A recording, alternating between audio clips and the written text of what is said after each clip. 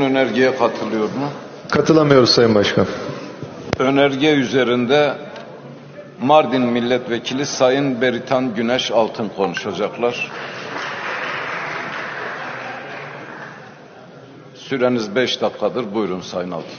Teşekkür ederim Sayın Başkan, değerli milletvekilleri ve ekran başında bizleri izleyen değerli halklarımız. Sözlerime başlamadan önce mecliste yapacağım ilk kürsü konuşması olması itibariyle seçilmiş olduğum Mardin ilinin çok dilli, çok kültürlü yaşam pratiğinin meclise bir prototip sunması dileğiyle Mardin halklarının dillerinden Mardin'e teşekkürü bir borç bilirim. Beriya gotunên xwe ez dixwazim bi zimanê dayika xwe spasiyên xwe ji hemû gelên Mêrdînê re bikim bi şekrîn li ehil Mêrdîn tev dîsagê lu emo de merde ez şerê Mêrdînê re zar spas keno. Ben ne söyleyeceğimi önceden söylemiştim, teşekkür ettim. Torba yasa ile getirilen kanun teklifine dair konuşmamın başında... Sayın Hatip bir saniye.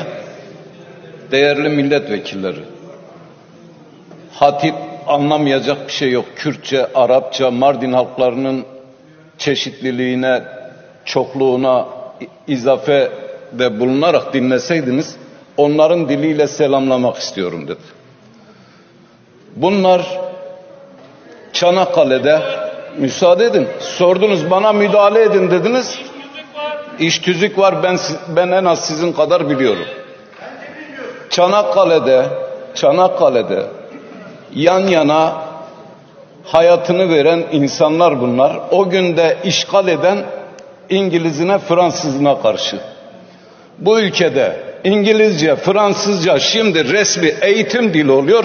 Burada bir selamlamaya benim müdahale etmemi istiyorsunuz. Ben buna müdahale etmeyi başta ayıp olarak görüyorum. Size de diliniz sizin ayetiniz Allah'ın ayetidir hatırlatmaya gerek bile görmüyorum. Buyurun devam edin. Teşekkür ediyorum Sayın Başkan. Sözlerime devam etmek istiyorum.